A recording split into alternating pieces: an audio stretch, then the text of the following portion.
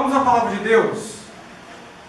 Vamos continuar a nossa série em Romanos. Que capítulo de Romanos é hoje, irmãos? 5, versos 1 até o final? Não, 1 até o 11, tá bom? Romanos capítulo 5, 1 até o verso de número 11.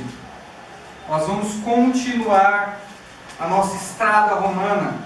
Quem já evangelizou pela estrada romana aqui? Nunca evangelizou pela estrada romana? É você, Renan? Vou ensinar um dia vocês a evangelizarem pela estrada romana. Mas o capítulo 5, a partir do verso 1. Amém? E o título da mensagem hoje é A Verdadeira Paz. Esse é o título da mensagem hoje. Nós vamos tratar a verdadeira paz. Eu falo verdadeira porque existe uma falsa, uma que você não deve cair numa falsa paz. A verdadeira paz é aquela que Cristo dá e é nela que nós vamos estudar hoje. 5, 1 a 11, diz assim a palavra do Senhor. Romanos 5, 1 a 11. Portanto, justificados pela fé, temos paz com Deus, por meio de nosso Senhor Jesus Cristo, por intermédio de quem obtivemos também acesso pela fé a essa graça, da qual estamos firmes, e nos gloriamos na esperança da glória de Deus. E não somente isso, mas também nos gloriamos nas tribulações, sabendo que a tribulação produz perseverança, e a perseverança, a aprovação, e a aprovação, a esperança. Se a esperança não causa decepção, a esperança não causa decepção, visto que o amor de Deus foi derramado em nosso coração pelo Espírito Santo que nos foi dado. Ora, quando ainda éramos fracos, Cristo morreu pelos ímpios no tempo adequado, porque dificilmente haverá quem morra pelo injusto, porque dificilmente haverá quem morra por um justo, pois talvez alguém até ouse morrer por quem faz o bem. Mas Deus prova o seu amor para conosco ao ter Cristo morrido por nós, quando ainda éramos pecadores. Assim agora, justificados pelo seu sangue, muito mais ainda seremos por ele salvos da ira. Porque se nós, quando éramos inimigos, fomos reconciliados com Deus pela morte de seu Filho, muito mais estando já reconciliados, seremos salvos pela sua vida. E não somente isso, mas também nos gloriamos em Deus por meio de nosso Senhor Jesus Cristo, pelo qual recebemos agora a reconciliação. Amém? Um dos capítulos mais importantes de toda a carta de Romanos. Poderíamos dizer que é o coração pulsante que joga sangue para todo o órgão, todo o corpo da carta de Romanos, tamanha a sua importância. E hoje nós estudaremos sobre ele, sobre o fato de Cristo nos dar a verdadeira paz. Você já ouviu falar sobre a história da paz mundial? Como é que ela ocorreu? Eu não sei se você sabe, mas existe um órgão chamado ONU, Organização das Nações Unidas. E a principal função desse órgão, ele tem várias funções, mas a principal função desse órgão é promover a paz entre todas as nações. Esse órgão surgiu em 1945, quando um grande evento abalou a humanidade. Foi a Segunda Guerra Mundial, onde Hitler, tomando o poder da Alemanha, promoveu a supremacia da raça ariana sobre todas as outras raças. E os judeus foram o povo que mais sofreu na mão de Hitler e de sua ideologia. A história relata que milhares de judeus morreram nos campos de concentração, em meio às perseguições do povo alemão. E ali eles foram destroçados, quase que extintos ali na antiga Alemanha Oriental. Irmãos, logo depois desse evento, quando a Alemanha se rendeu, os Estados Unidos tomou a frente, surgiu esse órgão chamado Organização das Nações Unidas, antiga Liga das Nações. E esse órgão, ele criou um tribunal para poder julgar esse tipo de atrocidade humana. Então todo crime de genocídio, de assassinato em massa de milhares de pessoas, é a Organização das Nações Unidas que vai legislar. Hoje já existem, a maioria dos países fazem parte da Organização das Nações Unidas, e eles têm por objetivo comum promover a paz entre todas as nações. O que ajudou, muitas vezes, a fazer com que guerras não fossem proclamadas, a fazer com que guerras não fossem adiante. Tudo por conta da ONU. Mas a ONU não conseguiu impedir a guerra do Vietnã. A ONU não conseguiu impedir a Guerra Fria. A ONU não conseguiu impedir a guerra do Iraque, a guerra do Oriente Médio. Mesmo a Organização das Nações Unidas não conseguiu colocar uma paz completa. E o conceito de paz do mundo é diferente do conceito de paz da Bíblia. O conceito de paz do mundo é o conceito de ausência de guerra, ausência de conflito. Esse é o conceito de paz do mundo, de paz mundial. Esse é o conceito de paz mundial, ausência de guerra. E mesmo a paz do mundo é uma paz volátil, uma paz fraca, porque o tempo todo se está acontecendo guerras. Mas quando nós vemos para a Bíblia, nós vemos aqui que nós temos paz para com Deus. E essa paz não é a ausência de guerra para com Deus. Porque a Bíblia não trabalha nesse conceito, a Bíblia trabalha em um outro conceito. O conceito de paz na Bíblia não é um conceito negativo, ausência de guerra. O conceito de paz na Bíblia é positivo. Quer dizer plenitude, quer dizer preenchimento, quer dizer estar cheio da pessoa de Deus, podendo ser filho dele. É um conceito positivo. É um conceito muito maior do que o conceito do mundo. É por isso que Jesus fala para os discípulos lá em João capítulo 14: eu deixo-vos a paz, eu deixo-vos a minha paz. E eu não vos dou a paz como o mundo a dá, eu vos dou a minha paz. Jesus faz uma diferença entre a paz que Ele dá e a paz do mundo. A paz com Cristo é uma paz onde você pode se achegar a Deus e ser filho, e ser declarada filha, e estar preenchido, e estar preenchida, e ser cheio da glória, da graça de Deus. Esse é o conceito de paz nas Escrituras. É muito mais do que não ter guerra. É ter o Senhor dos Senhores como amigo. Vamos orar?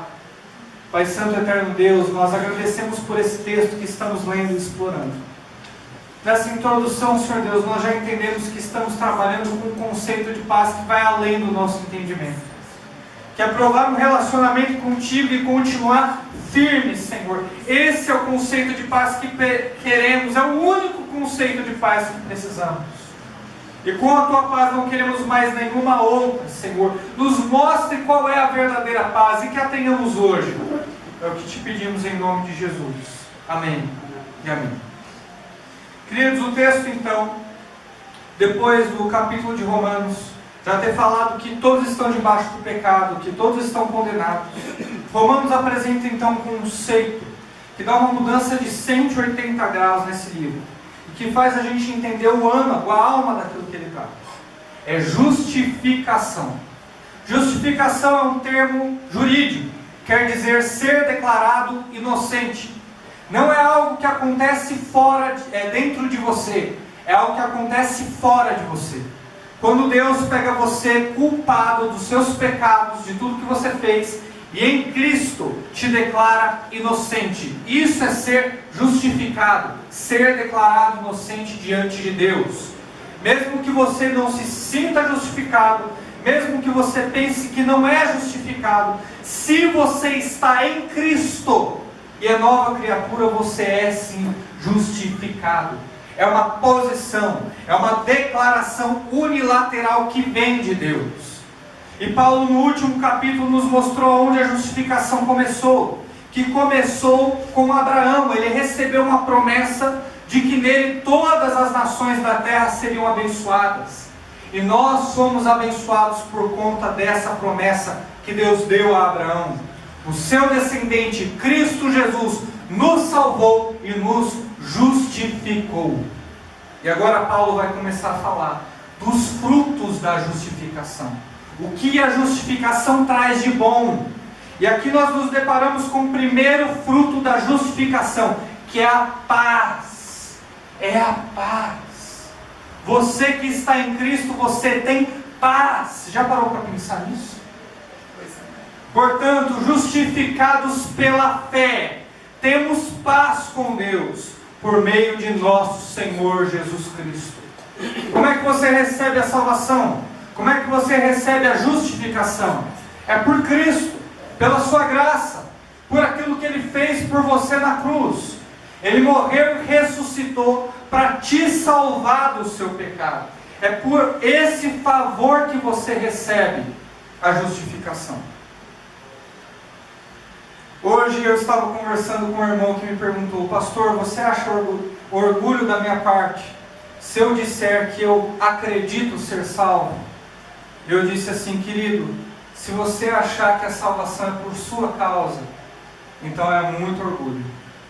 Mas se você acreditar que a salvação vem de Deus e é de Cristo, então é a declaração mais humilde que você pode fazer.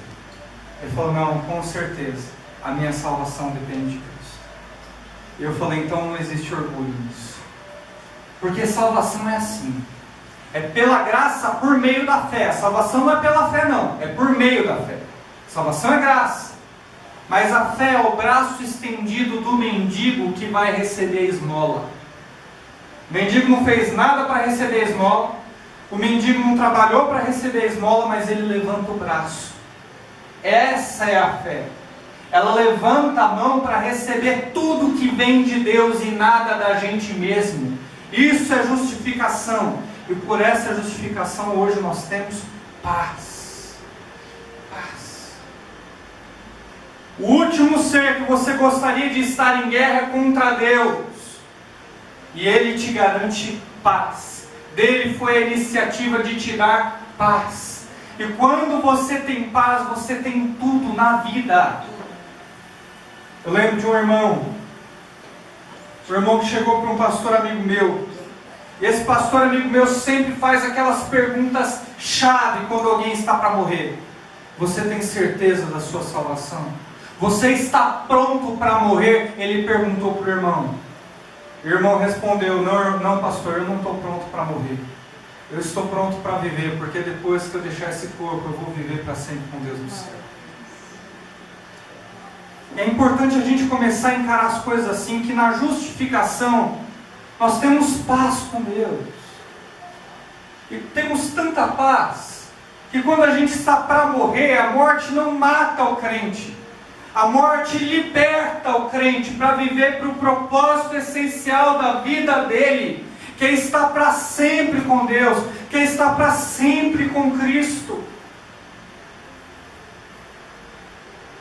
Saber para onde você vai depois que essa casca cair é o momento de consciência mais importante que você pode ter. Para onde você vai depois que o seu corpo se for? Quando o coração parar de bater. A gente não gosta de falar sobre a morte porque ela assusta. Ela mostra o que o pecado fez com a gente, porque todos morreram, estão separados da presença de Deus.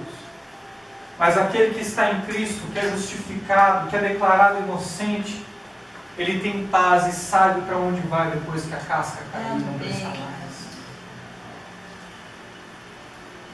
Por intermédio de Cristo, de quem obtivemos também acesso pela fé a essa graça, da qual estamos firmes. Eu gosto muito como o autor de Hebreus nos ajuda a explicar um pouco essa passagem de Paulo. E fala quem Cristo é. Cristo é o véu do antigo templo. O autor de Hebreus compara Cristo com o véu do antigo templo. Porque ao entrar nele nós temos acesso à presença de Deus. Nós temos acesso à graça de Deus. Nós temos acesso a um relacionamento com Deus. Quando entramos em Cristo, quando passamos o véu, nós estamos plenamente em Deus, andando com Deus. Aleluia. E nessa graça nós estamos firmes. Nessa graça estamos firmes. Como que você pode acreditar ainda que se você pecar você vai para o inferno? Você que está em Cristo. Como que você pode acreditar ainda que se você comete algum erro, algum pecado, você vai para o inferno? Você não está lendo aqui que na graça você está firme? Dela você não cai. Dela você não cai. Aí vem um amigo me perguntar: pastor, calma aí. Quer dizer então que você está dizendo que nós somos salvos pela graça, por meio da fé, estamos em Cristo e nós não podemos fazer qualquer coisa, que a gente não vai deixar de ter relacionamento com Deus, de estar em Cristo? Sim, é isso que eu estou dizendo.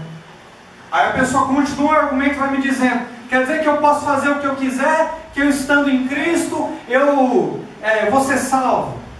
Aí a pessoa está evidenciando que está no coração dela. Para pensar. Quer dizer que você está querendo fazer o que você quiser? Quer dizer que você está querendo pecar torta à direita? Então você não está transformado, logo você não está em Cristo, logo você não está justificado.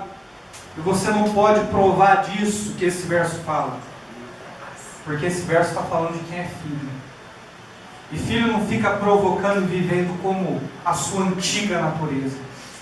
Filho vive em temor, respeito, reverência e amor para com o Pai. Amém. É sem barganhas com Deus. Eu não deixo de pecar, irmão, porque eu vou para o inferno, porque o inferno não é o meu lugar mais. Eu estou em Cristo, eu vou para o céu e eu sou dele. Eu não peco porque eu não quero quebrar um Deus de tanto amor que me resgatou e me deu paz em Cristo. É relacionamento, não é barganha. É filiação, não é troca. É andar com Cristo, é relacionamento, não é mercado. Não tem nada aqui. É isso. Você não pode dar nada a Deus. Então aquela coisa de crente imaturo que chega: Senhor, se você não me abençoar, eu vou pecar, eu vou para o mundo, hein? Você vai ver só, Senhor. Você vai ver, Senhor. Olha, se não me abençoar, não abrir a porta, você vai ver, eu vou para o mundo. Então vai. Porque aquele que está em Cristo, ele vive com temor e reverência a Deus. Ele não faz troca, ele não faz chantagem nem pirraça. Ele não age como uma criança de 2 anos. Ele age como um filho maior de idade que está pronto para cuidar dos negócios do Pai. Que consegue olhar para o Pai e saber o que ele representa na vida dele, dar o devido valor. É desse tipo de filho que a Bíblia trata. E quem é filho, quem é filha, Deus não joga fora. Deus não joga fora. Se você está em Cristo, você é justificado. Você é justificado. Você pode ser um crente que se converteu ontem e está dando os primeiros passos na fé. Você é tão justificado quanto qualquer pastor, quanto qualquer crente já experiente de caminhada cristã. A justificação é a mesma.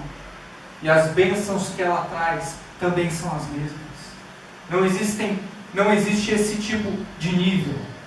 É claro que você tem que olhar para o crente mais maduro, para o crente que está na frente, e olhar e evitar os erros da sua própria vida.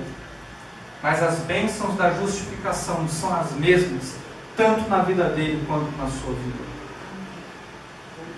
Estamos firmes, irmãos. Estamos firmes nessa graça. Não deixe ninguém tentar te convencer que se você comete qualquer pecado, você decai da graça. Porque Jesus Cristo declarou: as minhas ovelhas são minhas e ninguém pode arrebatá-las da minha mão. Isso inclui você, isso inclui eu. Ninguém pode arrebatá-las da minha mão. Jesus está com você na mão. Não é qualquer um que está com você na mão, é Cristo que está com você na mão. E da mão dele você não sai. Da mão dele você não sai. Pela essa graça da qual estamos firmes, e nos gloriamos, e nos orgulhamos na esperança da glória de Deus. Quando esse mundo for transformado, Quando a natureza for refeita e parar de clamar, de gritar e de suplicar a vinda de Cristo, quando os santos vierem viver nesse mundo e também no vindouro, quando todas as coisas chegarem ao fim e entrar num estado de novos céus e nova terra, todos olharão a glória de Deus. Todos olharão para as coisas que existem, se fizeram novas, e dirão: é Deus quem fez. É dele a glória, é dele a honra. Cristo te salvou para a própria glória. Cristo te salvou para que Ele fosse glorificado. Deus te salvou para que Ele fosse honrado, para que Ele fosse visto. E todos declararem: Deus é santo, Deus é glorioso, Deus é adorado. Você foi salvo como um presente, não para você, mas para o próprio Deus. Para isso que você foi glorificado. Por isso que Cristo olha para os discípulos em João 15 e diz assim: e nisso meu Pai é glorificado, que vocês deem muito fruto. Quanto mais fruto vocês derem, mais glorificado meu Pai é. E essa é a imagem que nós devemos ter do céu, irmãos. O nosso destino certo. O lugar onde Deus está nos aguardando, para não conhecermos mais Ele em parte, mas conhecermos face a face. E depois que Paulo dá essa descrição da paz que temos com Deus, da justificação e desse estado eterno, ele pula para o 3 e nos mostra como nós podemos usar a bênção da justificação aqui na terra. Verso 3: e não somente isso, mas também nos gloriamos nas tribulações. Não nos gloriamos só pelo porvir, nos gloriamos também nas tribulações que a gente enfrenta hoje, dia a dia. Sabe qual era a tribulação no contexto de Paulo, do qual ele falava? Perseguição intensa, ferrenha. Era esse o contexto que Paulo falava. O imperador da época já estava mandando os judeus até embora de Roma. Os cristãos estavam prestes a ser perseguidos também. É nesse contexto que Paulo está falando. Se Deus é glorificado até na perseguição, Deus não pode ser glorificado nessa luta que você está enfrentando? Deus não pode ser glorificado nesse problema que você está passando? É claro que pode, é claro que quer. Ele deseja ser glorificado na sua vida, nesses desafios que você está enfrentando. Nos gloriamos nas tribulações. Como que isso traz glória para Deus? Sabendo que a tribulação produz perseverança. A tribulação produz perseverança. O cristão, ele não luta para recuar. O cristão, ele luta para perseverar. Dói, arde, machuca, mas o cristão está lá enfrentando, lutando, porque ele sabe a quem ele pertence. Ele sabe que tem motivos para perseverar. A justificação estar em Cristo dá ânimo e dá motivação para ele continuar as lutas da vida. Está faltando gente que saiba consolar aqui nessa igreja. Porque o verdadeiro consolo não é onde aquele crente chega para você e fala: não, continua lutando, porque você é 10, você consegue, eu não conheço ninguém que tem os dons que você tem, vai lá, fica firme, eu sei que você pode bater, eu sei que você pode brigar, você tem potencial para isso, rapaz. Essa não é uma motivação cristã. A verdadeira motivação cristã é essa: continue lutando, seja perseverante, porque você está em Cristo. E Ele vai ser glorificado à medida que você persevera. E todos olharão Cristo que você serve à medida que você persevera. Amém. Continue, porque você tem motivos para perseverar. Nada pode te matar mais, porque nem a morte tem poder sobre você. Você pertence a Cristo. Consolo só é consolo se Deus é glorificado. Se Deus não é glorificado, isso não é consolo. Isso é colocar o homem no centro. Isso é confiar nas habilidades pessoais. Quando eu não estava em Cristo, eu tinha tanto medo da vida. Eu tinha tanto medo das lutas que eu enfrentava, dos desafios que viriam. E agora em Cristo Jesus eu sei que eu não preciso temer. Não porque eu sou bom, não porque eu sei como fazer as coisas, não porque porque aqui eu mostro quem manda, não. Mas é porque em Cristo Jesus nada pode me abalar mais. E isso transfere glória para Deus e me tira do centro da vida. Faça se olhar assim. Que toda luta seja um momento oportuno para você glorificar Deus. Amém, Jesus. Persevere, porque a perseverança é a mãe da aprovação. Quando você persevera, você vence, você é aprovado diante de Deus. Porque a perseverança é uma demonstração de fé, é uma demonstração de confiança, de que você confia em Deus e sabe quem Ele é. Quando você chega no final da tribulação e olha para trás, você está aprovado. Deus permite provações na vida do cristão. Deus permite lutas na vida do cristão. Sabe por que Deus permite provas? Porque Ele só prova quem Ele aprova. À medida que você persevera, Deus Ele vai te aprovando.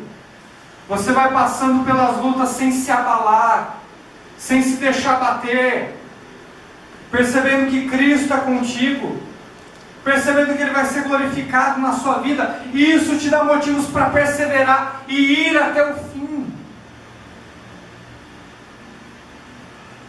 Quando você olha a sua vida como um canal de glorificação a Deus, como um canal de adoração a Deus, então você tem motivos para perseverar e é aprovado. Comece a fazer orações nesse sentido. Comece a falar para Deus: Senhor, eu estou com esse projeto aqui. Está uma luta, está difícil. Mas vamos fazer o seguinte: se eu ganhar, nós dois ganhamos. E se eu perder, isso é Deus. Que o Senhor seja glorificado também. Comece a fazer orações nesse sentido. Quando eu comecei a fazer orações assim, quando eu percebi que a minha vida era um canal de glorificação, eu podia chegar a Deus dessa maneira, falar: Senhor, se eu ganhar, nós ganhamos. Se eu perder, que o Senhor seja glorificado. Eu tive muito mais sucesso do que eu antes tinha. E quando eu falo de ter sucesso, eu estou dizendo que muita coisa que para os outros era fracasso, que para os outros era perca, eu consegui olhar como sucesso, porque Deus estava sendo glorificado. Nós não podemos viver com sucessos aparentes desse mundo. Aquilo que o mundo chama de sucesso, nem sempre aos olhos da Bíblia é sucesso. E aquilo que a Bíblia chama de sucesso, nem sempre aos olhos do mundo vai ser sucesso. Muitas vezes aos olhos do mundo vai ser fracasso. Jeremias pregou para um povo idólatra, um povo que não queria se converter. Imagine Deus te chamar e falar assim: olha, Henrique, eu vou te chamar para pregar para esse povo, e esse povo não vai se converter, tá? Você vai lá, vai pregar muitos anos para esse povo é com coração duro e não vai se converter. Aí você fala assim: mas e Senhor, e depois? Aí Deus fala: não é só isso, você vai pregar para o povo não vai se converter. Aí depois você morre e eu deixo um livro na Escritura dizendo que você fez isso. O ministério de Jeremias, para nenhum de nós que estamos acostumados com um ponto de vista mundano, seria chamado de sucesso. Mas aos olhos de Deus foi um tremendo sucesso, porque ele cumpriu o propósito de Deus. Deus é glorificado na pregação do Evangelho. Quer as pessoas o recebam, quer as pessoas não o recebam, Deus é glorificado da mesma forma. Deus é glorificado nessa doença. Deus é glorificado em uma morte familiar. É duro dizer isso, mas é verdade. Deus é glorificado em toda e qualquer tribulação. Isso nos serve de cama para nos segurar nos tempos da adversidade. Na hora que o nosso coração se abalar. Porque o nosso coração muitas vezes não responde à nossa mente, né? A gente entende que Deus vai ser glorificado, nós entendemos que é uma aprovação para aprovação, Mas nosso coração não responde tão bem. E se a gente entende que a vitória já é nossa, que Deus vai ser glorificado, que você vai ser aprovado, então a gente precisa, pela nossa fé, criar motivos para o nosso coração continuar olhando para frente, continuar olhando para Deus, continuar olhando para a sua glória. A glória virá, irmão, na manifestação do céu e da terra. Mas você também pode provar parte dessa glória, vivendo para a aprovação diante de Deus. E a aprovação, a esperança. Esperança é mais fé, porque fé é esperança. Fé é a prova daquilo que não se vê. Vamos até esse texto. Hebreus capítulo 11, vamos dar uma olhada rápida no conceito de fé.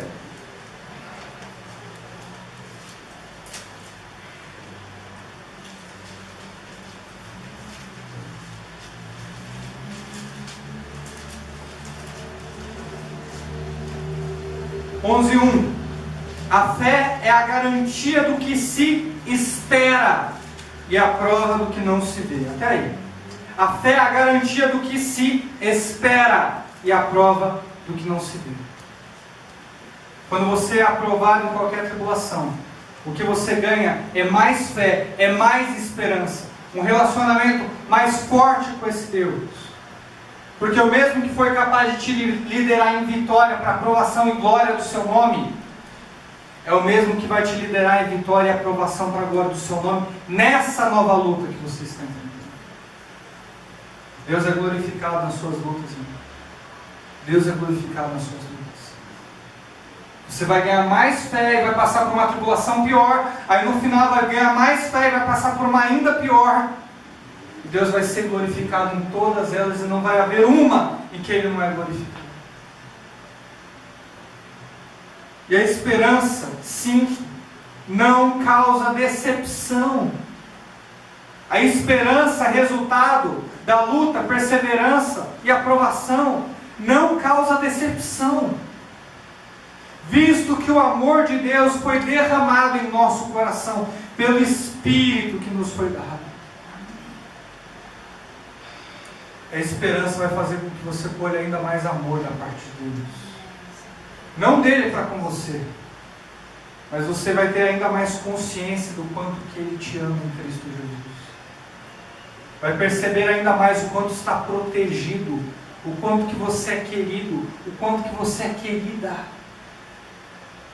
Eu conversava com um pastor amigo meu, a mãe dele bipolar, depressiva, com muitos problemas psicológicos, o pai dele também muito omisso, com muitos problemas pessoais também. E essas crianças cresceram nesse lar por 20 anos. E quando você conversa com ele, parece que ele não tem os pais que tem. É aquele tipo de gente que você conhece, que você fala, olha, ele está muito bem para os pais que tem. E eu falo, pastor, nem parece que você teve um lar nesse contexto. E ele virou para mim e respondeu, Deus me protegeu. Deus me acolheu. Deus não permitiu que as doenças da minha mãe viessem para mim, que eu copiasse o comportamento dela, que eu copiasse a bipolaridade dela, que eu ficasse irado com os castigos exagerados que ela me dava. Cristo me protegeu, Deus me protegeu. Foi um período de provação, mas eu fui aprovado diante de Deus. E hoje Ele ajuda e sustenta a mãe. Deus nos guarda de traumas e impede a gente de ir para psicólogos e psiquiatras, irmãos. É a graça de Deus que nos permite passar pelas loucuras que esse mundo oferece e permanecer sãos. Foi a graça de Deus que te protegeu de traumas, que te protegeu de amarguras, de iras desnecessárias. Você chegou até aqui. Amém. Deus não parou de ser bom, é só você que parou de ser grato. Porque se você renovar a gratidão no seu coração, você vai ver o quanto que Deus é bom. Te trouxe até aqui. E vai te levar ao pós-vida em Cristo Jesus. Amém. Deus não deixou de ser bom. Foi só você que deixou de ser grato. Renove a gratidão no seu coração. Porque no fundo, o que a gente precisa mesmo nessa vida é só do amor de Deus em Cristo Jesus. A pessoa que tem o amor de Deus em Cristo Jesus tem uma paz que excede todo entendimento. Aquela paz que faz com que você veja que você não precisa de mais nada.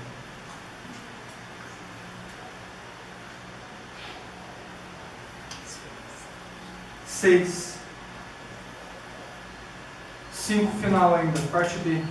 O amor de Deus nos foi derramado em nosso coração, pelo Espírito Santo que nos foi dado. Deus ainda colocou o Espírito Santo dele, Ele próprio, a essência do que Ele é, morando dentro dos cristãos, morando dentro das cristãs. 6.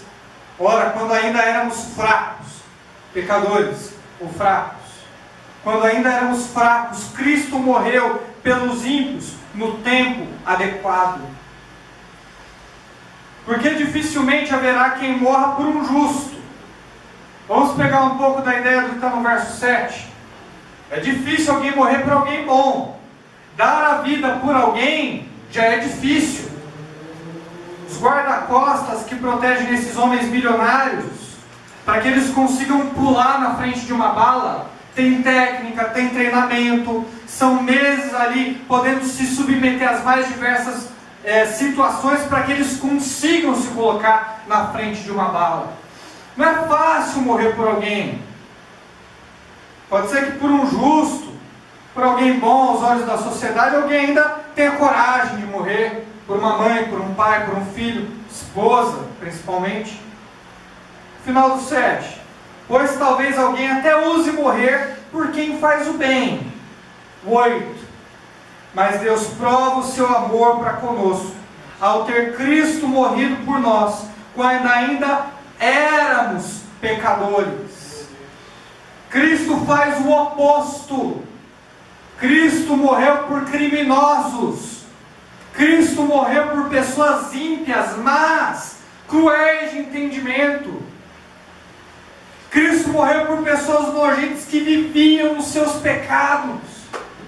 Eu estou falando da gente, irmãos. Não, pastor, peraí. Você é espelho, criado à imagem do Senhor. O pecado não tirou a imagem de Deus que é em você. Tirou muito da imagem, sim. Essa música raridade desse cantor que eu não sei o nome, não quero saber, Anderson Freire, lembrei. Não é uma música bíblica. Porque o pecado tirou sim muito da imagem de Deus que havia no seu mundo. Se você falar que Deus morreu por você porque você é imagem e semelhança de Deus, você está falando de salvação de obras. Não, Deus morreu por mim porque eu era imagem e semelhança dele. É salvação por obras. Isso. E tem pastor repetindo como se não fosse nada. Está ferindo a alma da Escritura, que diz que Deus morreu por criminosos, que Deus morreu por gente má como nós. É só olhar para as tuas atitudes, é só olhar para os teus pecados. Quanto mal que você já não fez para as pessoas. Quanto que você já não falou mal de alguém. Quantas mentiras você não contou. Talvez você tenha roubado, talvez tenha matado, adulterado, talvez você tenha feito outras coisas que são terríveis aos olhos desse Deus. E esse Deus foi capaz de morrer por você. O grande sentido do amor de Deus é dizer que não tem sentido. Por que Deus morreria por pecadores como nós? Não há explicação. Não tem sentido. Esse é o tamanho do amor de Deus por você. Que não tem mérito nenhum em você. Deus prova o seu amor para conosco, ao ter Cristo morrido por nós, quando ainda éramos pecadores. 9. Assim agora justificados pelo seu sangue, muito mais ainda, seremos por ele salvos da ira. Se Cristo te salvou quando você era um pecador, uma pecadora miserável, que não merecia o amor dele, agora que você é filho, o que ele não é capaz de fazer por você? Ele vai te livrar da ira de Deus, que vai se manifestar nesse mundo nos últimos tempos. Ele vai te livrar do inferno. Ele vai te livrar de muitas consequências dos seus pecados aqui na terra. Ele vai te dar doses de graça para que você continue a caminhada. Vai te dar ânimo, motivação em Cristo. Ele vai te dar tudo o que você precisa para a vida e para a piedade, porque você está nele. Assim, agora justificados pelo seu sangue, muito mais ainda seremos por ele salvos da ira. 10. Olha a palavra forte que a Bíblia usa, irmão. Porque se nós, quando éramos inimigos, você era inimigo de Deus. Não era que você estava numa posição neutra. Não, eu não pertencia a Deus, mas eu também não era filho do diabo. Eu estava ali, no zero. A Bíblia mostra que você estava no negativo, que você era inimigo de Deus. Você guerreava contra Deus, se rebelava contra Deus. Se nós, quando éramos inimigos de Deus, fomos reconciliados com Deus pela morte de seu Filho, muito mais, estando já reconciliados, seremos salvos pela sua vida. Todas as promessas de vida, paz e glória estão disponíveis aos cristãos e às cristãs. Você era inimigo. Era como o Paul Washer costuma dizer: seria uma tremenda atitude de graça, se em Cristo Jesus Deus só tivesse nos deixado no inferno por um pouco de tempo e depois nos tirado.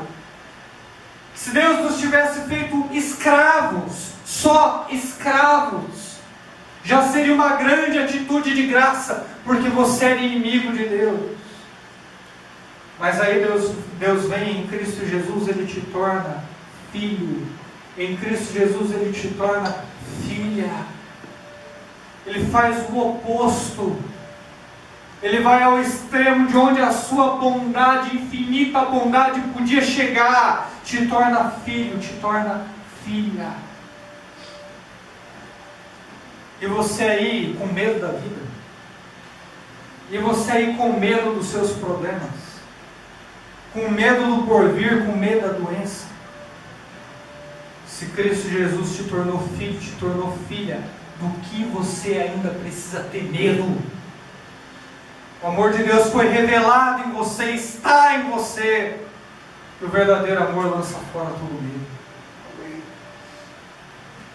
Coragem só vem quando a gente entende nossa posição em Cristo. 11. E não somente isso, mas também nos gloriamos em Deus, por meio de nosso Senhor Jesus Cristo, pelo qual recebemos agora a reconciliação. A reconciliação. Em Cristo Jesus você foi reconciliado com Deus. Você era o filho pródigo, pediu metade da herança do pai, foi para o mundo viver sua vida, fez o que queria, viveu no seu pecado. E um dia pobre e cego volta para o pai e pede para se tornar escravo, porque viu que não era merecedor da graça, da bondade e do amor do pai. Mas Deus pega você, te dá a posição de filho, você é reconciliado, ganha nova identidade. Identidade essa que ninguém pode tirar, nem você mesmo. Amém. Infelizmente os cristãos não sabem a tonelada de graça que está sobre a vida deles. Vivem com medo, vivem se lamentando, vivem reclamando. A vida não pode trazer um probleminha que já reclama de dor, que já faz aquele exagero, aquela tempestade de copo d'água. Quando você perceber que nada pode te afligir mais, você vai viver uma vida sem Deus. Seja corajoso, irmão, porque o amor de Deus está em você. Seja corajoso porque você tem paz com Deus. Paz que nada e nem ninguém pode tirar. Persevere. Persevere.